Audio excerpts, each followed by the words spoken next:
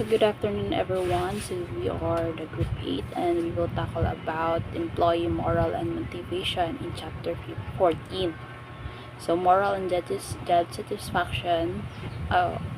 For before I start with my report, I would like to emphasize what is moral and motivation. So moral refers to the collective attitude over satisfaction and emotional outlook of a group, be it a team or community or an entire organization. So while motivation refers to inspiration, desire, and morale, and uh, it describes the willingness to execute duties in pursuit of organization objectives.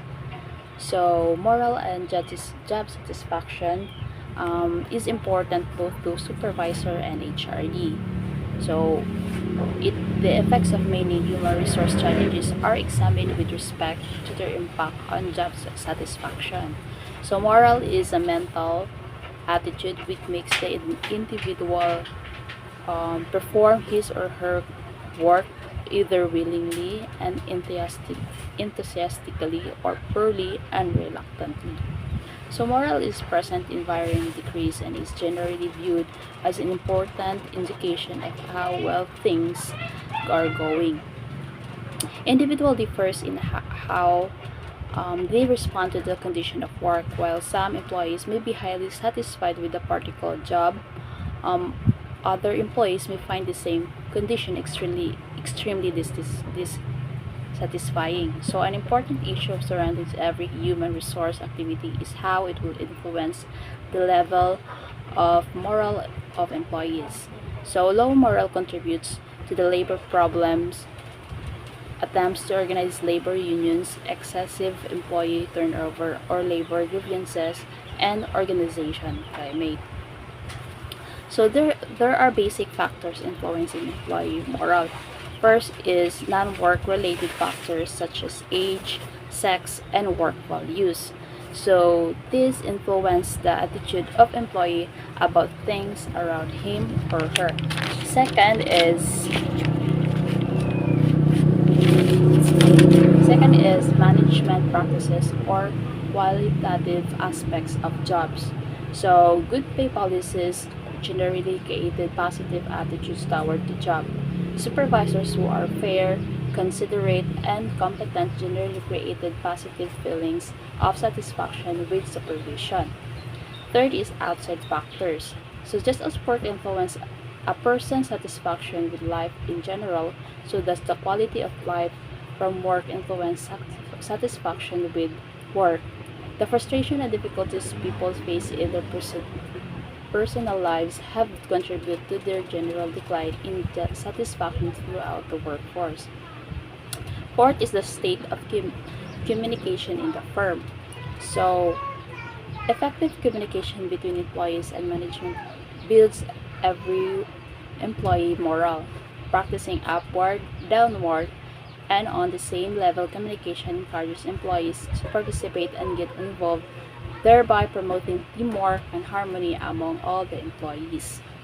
It is believed that grievances and complaints can be minimized, if not avoided, if management adheres to an effective communication system in the entire organization.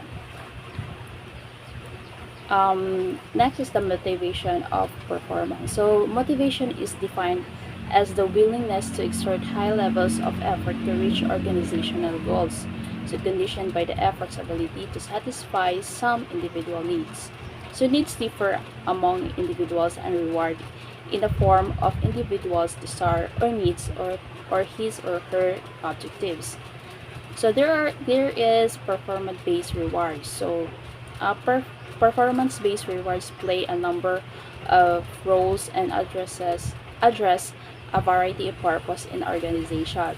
When reward associated with higher levels of performance, employees will presumably be motivated to work harder to achieve those awards.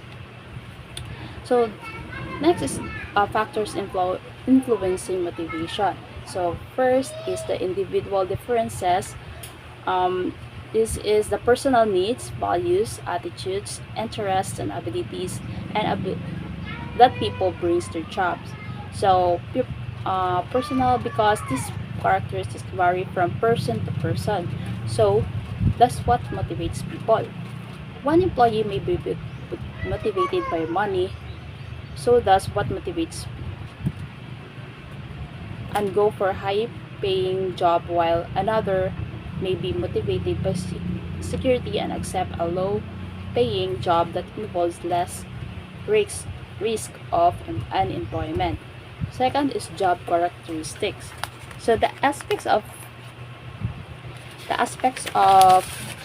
um, the position that determine its limitation and challenges. So this includes variety of skills required to do job, degree which employee can do entire tasks from start to finish, significance attributed to the job, autonomy, and the type of extent of performance feedback that an employee receives.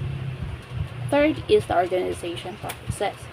So the rules, human resource policies, managerial policies, and reward system of the organization. So policies defining benefits and reward that attract new employees and keep existing employees happy. Um, Next is the suggestion to motivate employees. How will you motivate employees in the organization? First is recognize individual differences.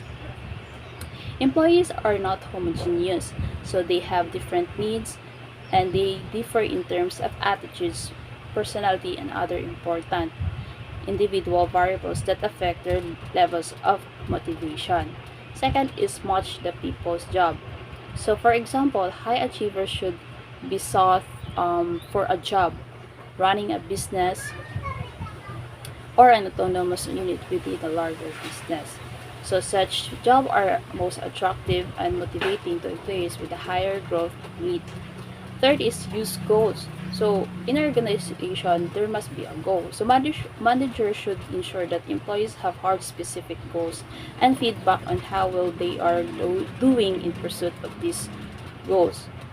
And fourth is ensure that goals are perceived as attainable, or else it will reduce employees' important efforts. Fifth is the individualized rewards. So because employees have different needs, what acts as a reinforcer for one not be the same for. Sixth is the link rewards to performance. So key rewards such as pay increases and promotion should be given to serve as incentive to employees to attain their specific goals. Next is check the system for equity. Employers should have perceived the rewards or outcomes are equal to inputs given. So this simply means that experience, ability, effort, and other obvious inputs should explain differences in pay, responsibility, and other obvious outcomes. Lastly is don't ignore money. Allocation of performance-based wage increase, these work bonuses, and other incentives is important in determining employee motivation. So, a review of 80 studies evaluating the motivation methods and their impact of employee productivity supports this claim. So, next is will be tackle with Mr. Badon the two major approaches to work motivation.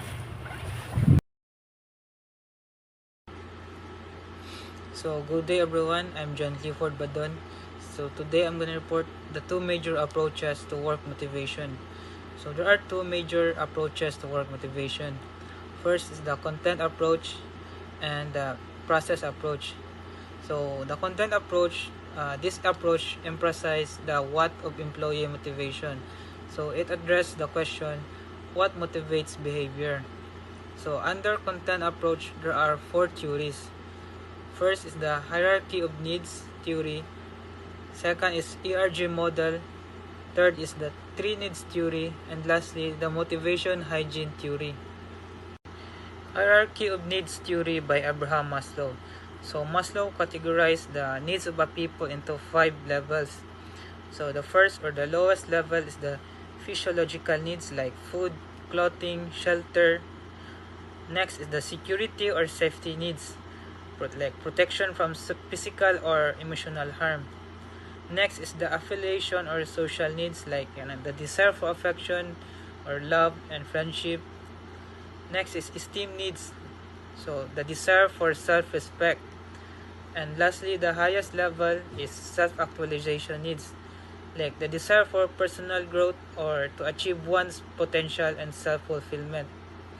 So this theory can be applied in organization by taking note of the fact that unless an organization helps employees satisfy the two lower level needs, addressing the three higher level needs would not influence on the job behavior. So therefore, managers must continually reevaluate what motivates their subordinates and how to motivate them. So by addressing these hierarchical needs within the organization, leaders can create a supportive and fulfilling work environment that promotes employee engagement, satisfaction, and productivity. Clayton Alderfer ERG model. So kani nga model is like pare-pareho sa ka Maslow nga hierarchy of needs, but instead of 5 categories, yarang gi-categorize it into 3. First is the existent needs. So this is the lowest level need, like the desire for material and physical well-being. Next is the relatedness needs, like the desire to establish and maintain interpersonal relationship with other people. And lastly is the growth needs, so like the desire to be creative, to make useful and productive contributions. So this theory can be applied by the managers by knowing that when employees are frustrated in fulfilling their needs, managers should try to determine the cause of the frustration and, if possible, work to remove blockage to need satisfaction. But if blockage cannot be removed, so managers should try to redirect the employee's behavior towards satisfying a lower level need. So by considering and addressing employees' existence, relatedness, and growth needs, organization can create a supportive and motivating work environment that fosters employee engagement, satisfaction, and productivity. So the third theory is the David McClelland's three needs theory. So this theory proposed that there are three major motives or needs in work situation. So the first major motive is need for achievement, like to strive to succeed. And next motive is need for power, like drive to influence and control others. And lastly, the need for affiliation, like for friendly and close interpersonal relationships with others. So this theory can be applied in organization, like so those who are achievement oriented can succeed in a competitive business world, while katong mga affiliation motivated, they can easily work together in teams. So the last theory is Frederick Hesberg's motivation hygiene theory.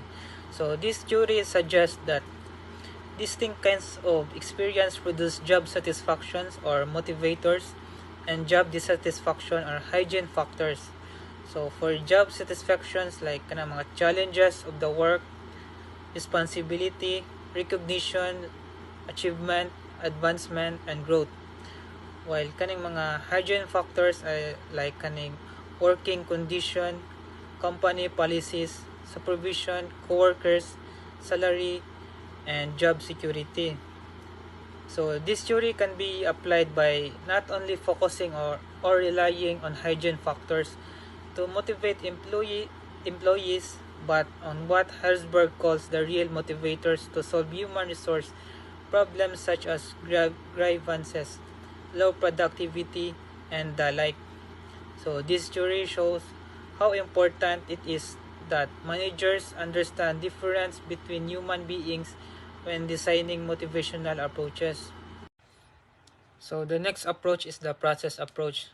So kaning approach explains how people become motivated or why people behave in so many different ways as they seek to fulfill their needs and achieve their goals.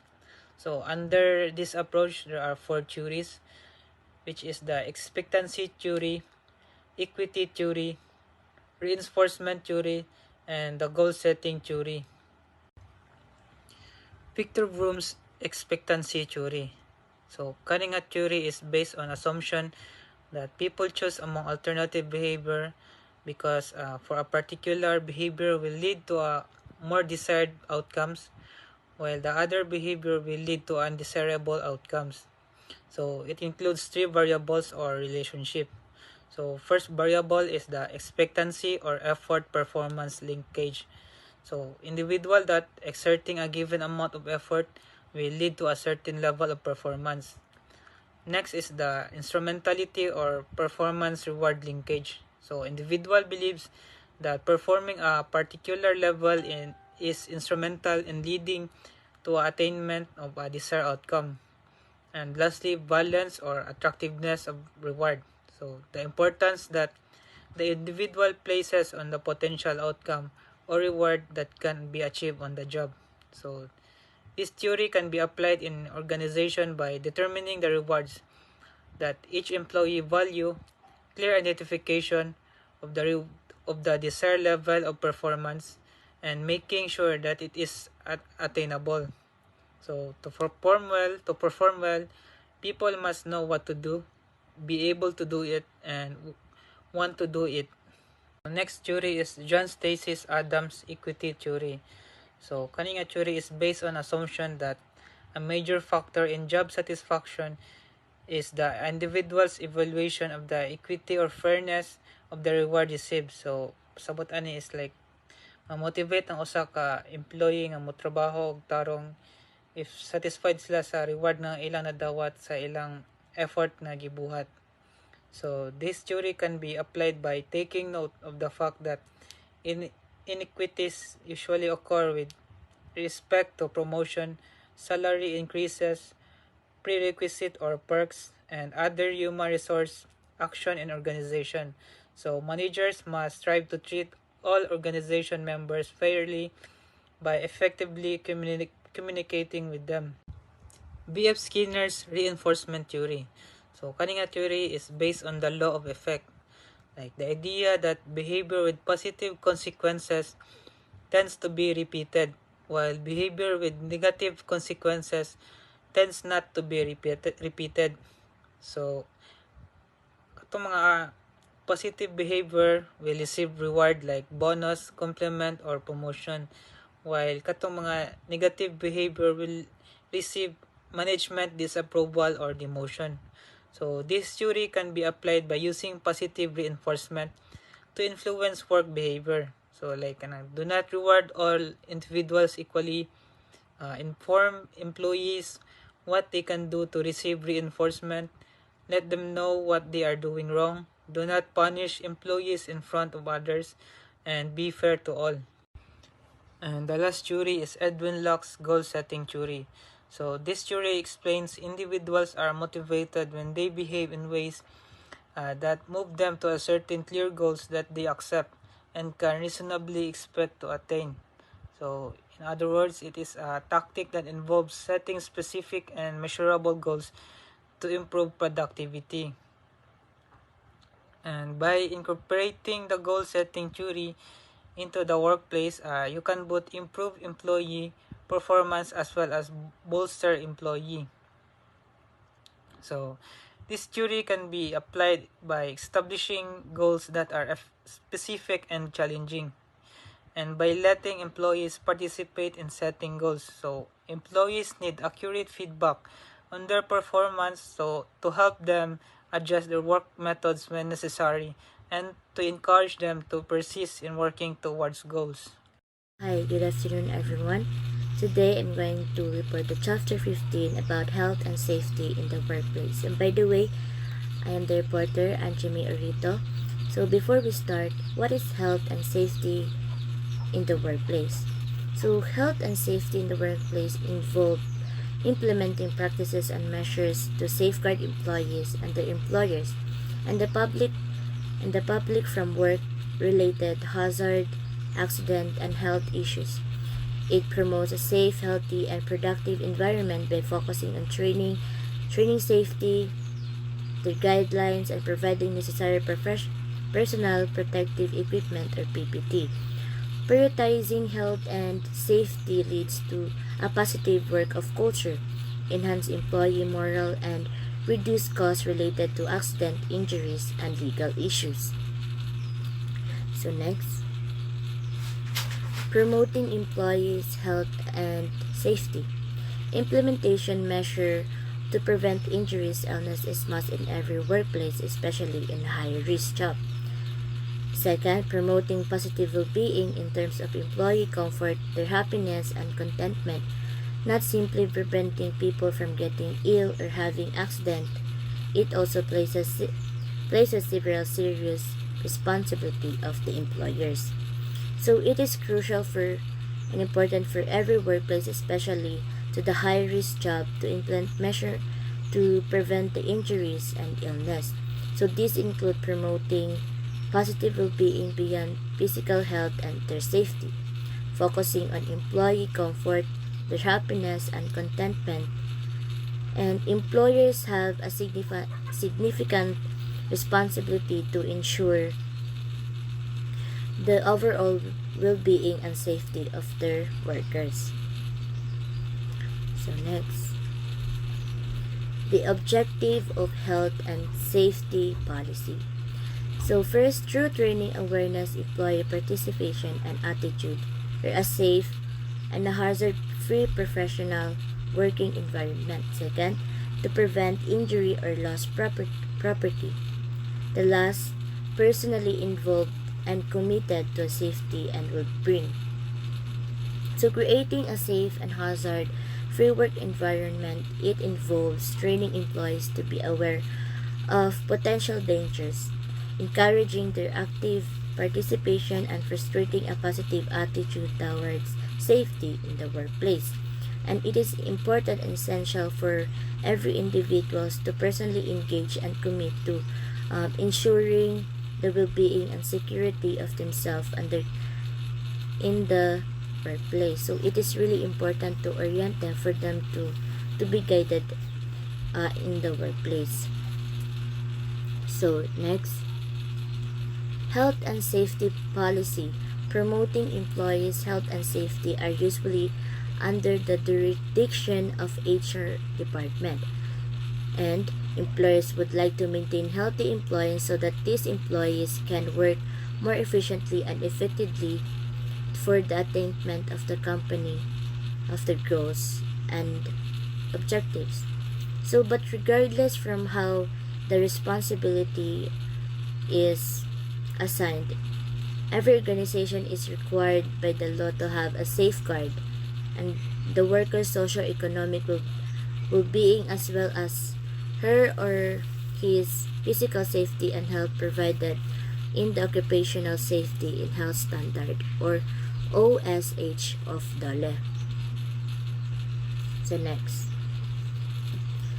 So these are the reasonable working condition in the workplace is to pertain human and acceptable working environment. It promotes develop, sustain, and satisfy physical, economic, psychosocial, and spiritual being of the employees. And it promotes harmonious relationship between employees and management to enhance dignity. It provides motivation and recognition. And last, it harnesses their potential towards increased productivity and efficiency in the attainment of the goals and their objectives. So creating a human acceptable working reasonable working condition is essential for promoting and developing their sustaining the overall well-being of their employees, including the physical, the economic, psychosocial, and the spiritual aspect. This environment aims to foster harmonious relationship between employees and management, providing motivation, the recognition, and opportunities to harness their potential.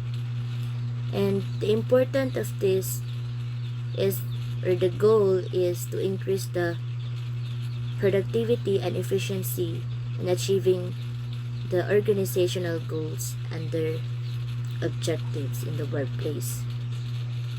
So, there are three causes: work-related accident and illness. So, first is unsafe working condition, second, other work-related accident factors, and the last, unsafe acts or the undesirable attitude of some employees. So first, the unsafe working condition, and this refers to mechanical and physical condition that cause accident. So first is the defective machinery equipment, hazardous procedures, variation and anomalies, unsafe storage, lack of protective and safety gear, presence of dangerous chemical or gases. So this statement highlights various workplace safety concerns, including the defective machinery equipment, the hazardous procedures and variation anomalies, unsafe storage, lack of protective device and safety gear, and the last, presence of dangerous chemical of gases. So, improper illumination and ventilation, lack of protective devices and safety gear, and the presence. So, next, other work-related accident factors. So, these include the job itself and work schedule. Certain jobs are inherently more dangerous than others. So, production workers are more prone to accident, more exposed to hazard like congested workplace and excessive work schedule and more working hours and fatigues.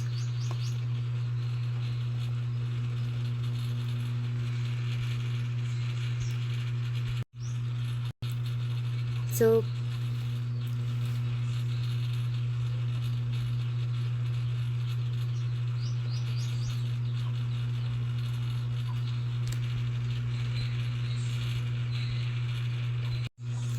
other work-related accidents is the production workers face the higher accident risk due to increase in exposure to hazard such as crowded workplaces, longer working hours, and fatigue. So, the last is unsafe acts or undesirable attitude of some employees. So, these are the last cause of work-related accidents and illness: unsafe act or the undesirable attitude of some employees, and these include the following: throwing of garbage such as banana peeling and like anywhere, improper use of equipment, not complying with the proper procedure in loading or peeling, mixing, and other production process. Next, hours and place of horseplay or fighting at work, and failure to wear protective gear such as goggles, safety shoes, laboratory gowns, and the other, or in short, the PPT.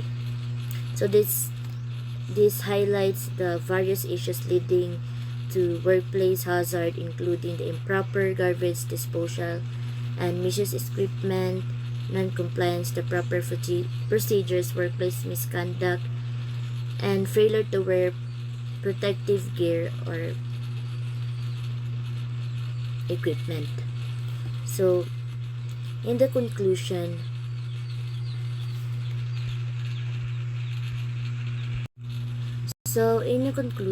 health and safety in the workplace is crucial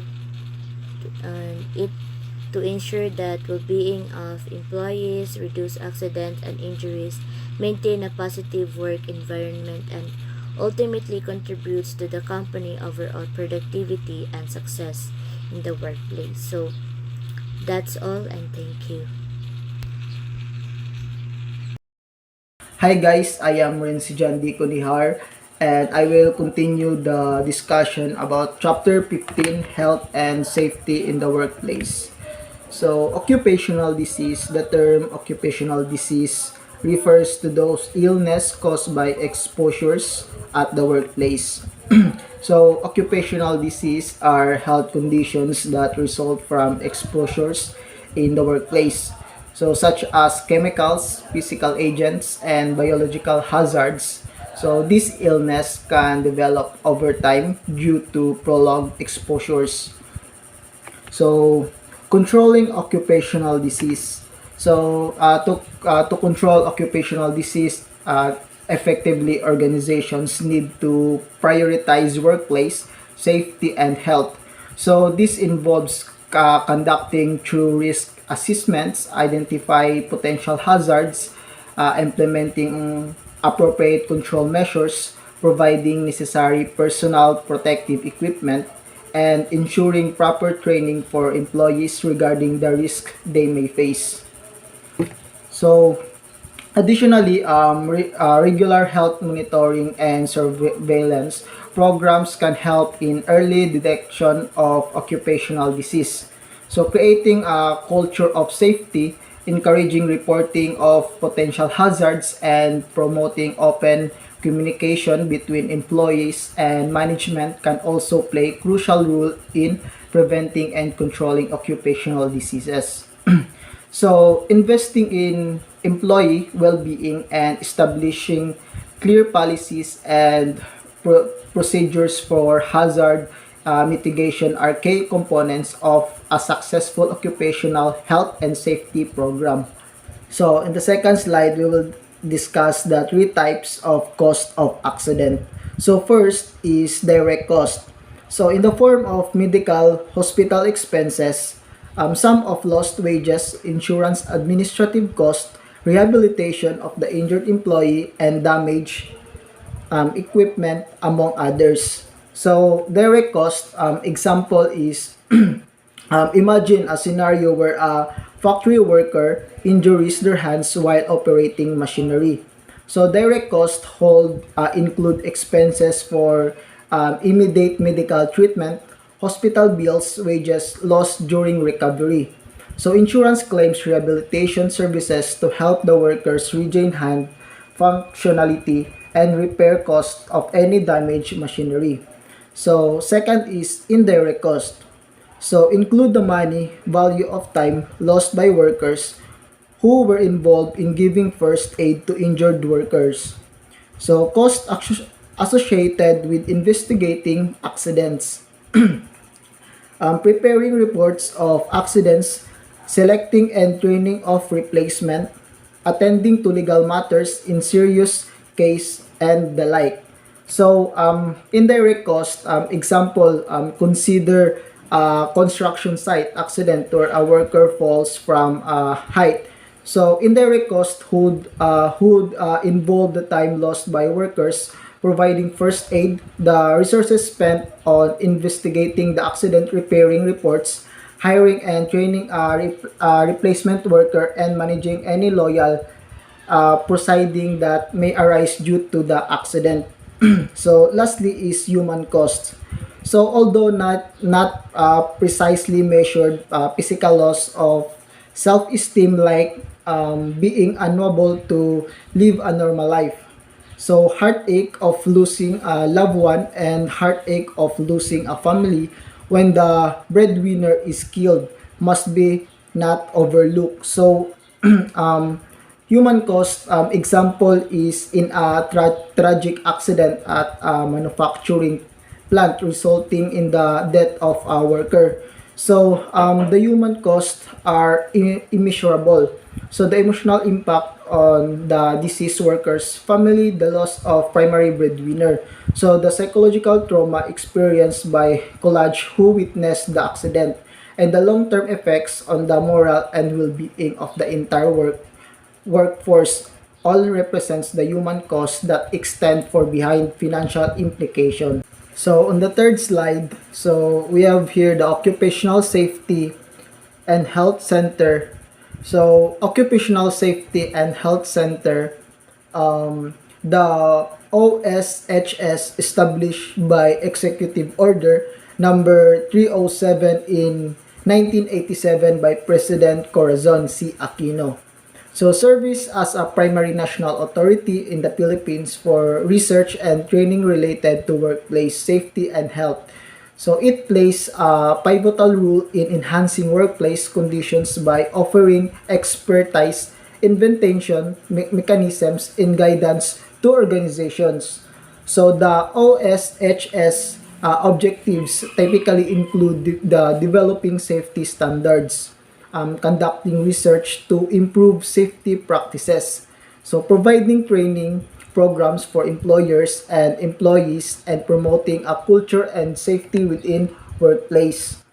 So next is in the fourth slide, which is the employees compensation program. So the ECP is designing to provide public and private sector employees and their independence with income and other benefits in the event of a work connected injury, sickness, disability, or death.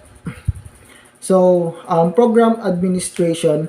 So there are the three agencies involved in the implementation of employees compensation program.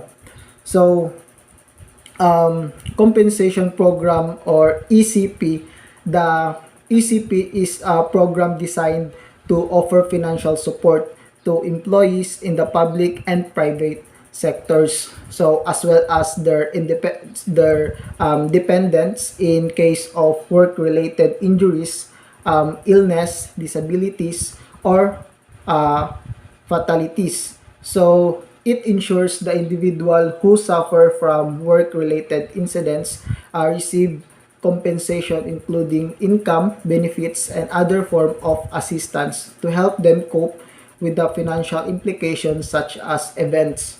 So the ECP aims to provide a safety net for workers and other family during challenging times, so offering a sense of security and support in the face of occupational hazards and accidents. So it typically covers a range of benefits including medical treatment, cost, disabilities benefits, and survivor benefits for dependents of deceased workers. So this is the benefits under the new ECP. Employees intoxication, willful intention to injure or kill himself or other, or notorious negligence, and when these are not work related. So that would be our report. Thank you so much.